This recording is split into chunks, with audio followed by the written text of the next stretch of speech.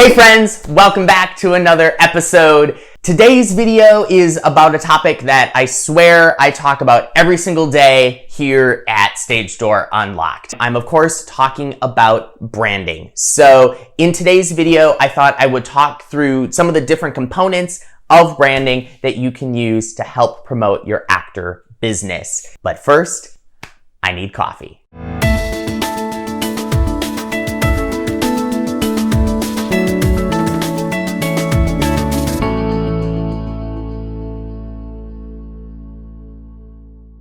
I picked this coffee mug specifically for today's video because I knew we were going to be talking about the components of a brand strategy, and I really wanted to celebrate a very dear friend of mine who I think has one of the best branding strategies I have ever seen. And it is my friend Nikki Loney, who runs Full Voice Music out of Hamilton, Ontario in Canada. Nikki is a fellow voice teacher. She specializes in teaching kids, and she has created some of the best resources out there in working with kids in teaching them music theory, teaching them about voice, creating really fun, awesome songs. I will leave a link to Nikki's information in the description box below. I got this mug from Nikki as a Christmas gift, but also because I was a guest on her podcast talking about musical theater and auditions and all of that for kids. If you'd like to check that episode out, I'll leave a link to that in the description below. The reason why I wanted to talk about her brand strategy has to do with this. And I'll zoom in here so you can see it.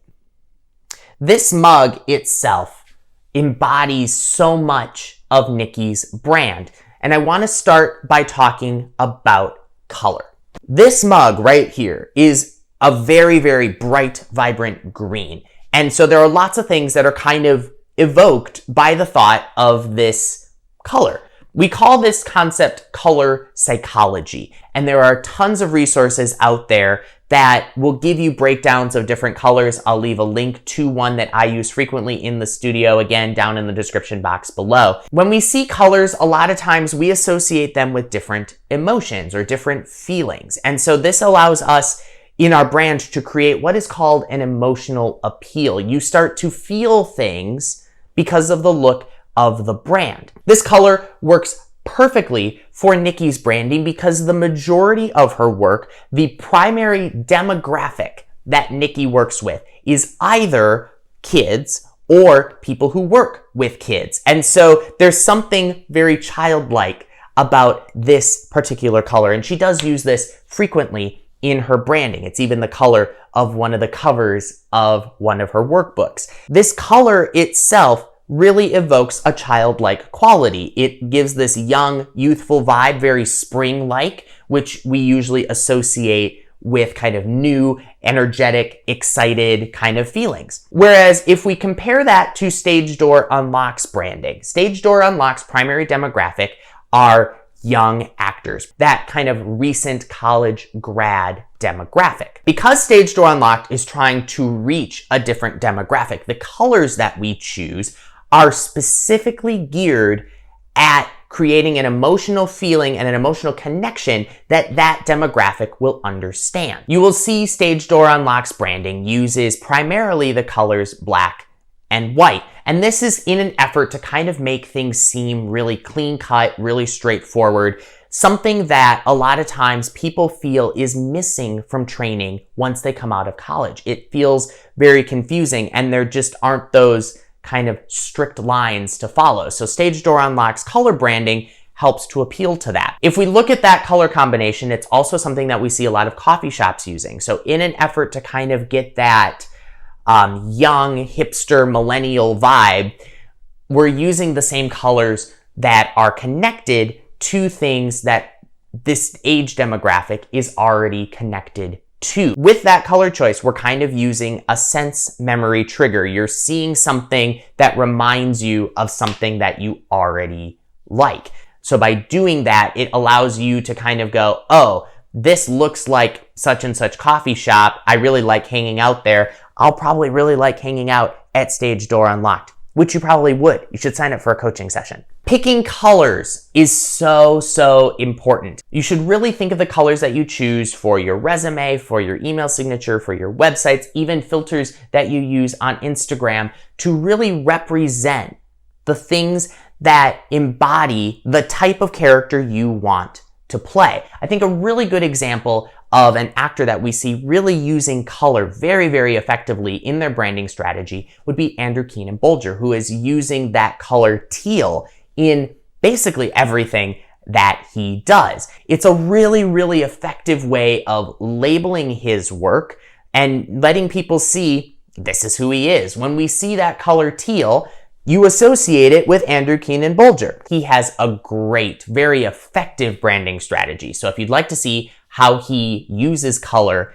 in his branding, you should check out his Instagram account. I'll leave a link to that in the description box below. The next component of branding strategy I'd like to talk about is fonts, or what we call typography. This has to do with the fonts that you choose to represent your brand. So if we go back to Nikki's font here that she uses for her Happy Singing logo that she's created for Full Voice, we can look and see that it feels fun. It has a very youthful quality to it. It almost feels like something you would see like written on one of those fancy chalkboards. And that idea of it being kind of an elementary school type font really does evoke that young, youthful vibe that she's trying to embody with her materials. Again, that's the demographic that she works with, so she's trying to appeal to them using these visual cues, specifically this font. If you look at the font that Stage Door Unlocked uses for our logo,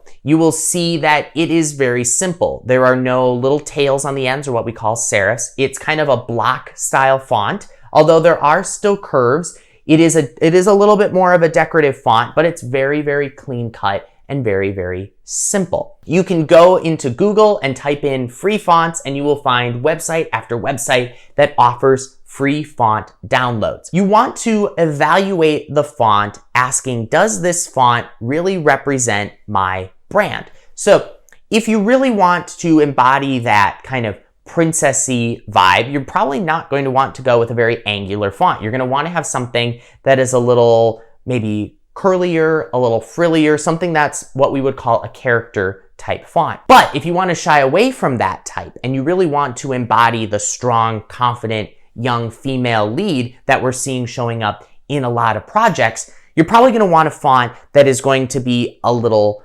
more angular, a little cleaner cut. You could have what are called serifs, those little tails on the fonts. Those typically tend to show up in more traditional fonts, a little more classical fonts. So if you're a Shakespearean actor, for example, you could use that to show that you have a little bit more of that classical training. You could use the same thing if you're a classical singer and you want to show a little bit more of that legit traditional voice type in your branding strategy.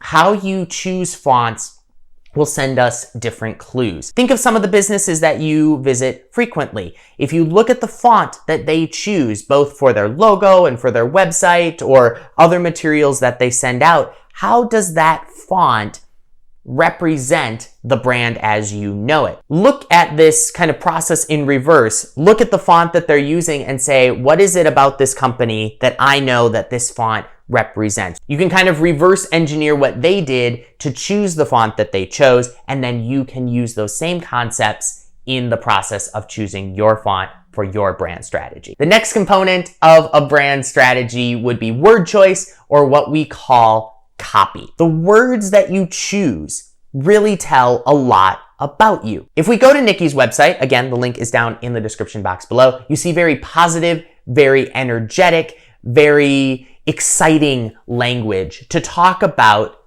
child voice lessons. One of the things that Nikki does so well with her copy is she makes it seem that teaching kids music is fun and it's easy. If we examine the text that Nikki uses on her website, we don't see a lot of jargon. We don't see a lot of complicated words. Actually, we don't see a lot of words that are over 7 letters long. That overall gives a very young, youthful, easy to understand, a child could do this kind of vibe to everything that she's promoting. If we flip to Stage Door Unlock's copy, you're going to see a lot of references to coffee. Obviously, our whole branding strategy is trying to give that vibe that you're just sitting down and having coffee with a friend. Hence why I always have a coffee cup in my hand for these videos. You're going to see a lot of language that's just going to try to make the process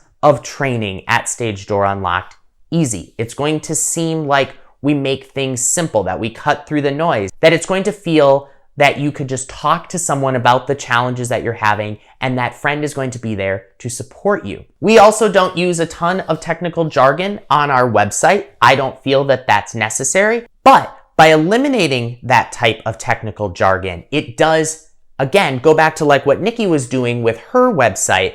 It's making it seem user-friendly. It's making it seem easy, that you're not intimidated by the website or the language being used in our branding. It shows that working with us at Stage Door Unlocked is not going to be like working in a college setting. You're not going to have to be going through the intensity of performing pieces for a college professor. It's going to just be like sitting down, talking with a friend, and getting feedback from a friend. As an actor, you can utilize this exact same idea. If you're really trying to show that you're a laid-back, fun-loving person, how you send out emails for a submission can embody this. Rather than saying, hi, so-and-so, you could say, howdy, or hey. How does that word establish who you are as a person? How does that establish what working with you is going to be like? Obviously, you want to be respectful. You want to show that you understand the relationship with casting. So you want to still use proper grammar. You still want to use proper sentence structure. You're still going to want to be capitalizing things. I will tell you, actors, when I get emails from people that just like send me emails like it's a text where like nothing's capitalized or they're using texting abbreviation in a professional email, it makes my head explode. So the next time you're thinking of sending an email like that, just hear me say the following. No, bad actor.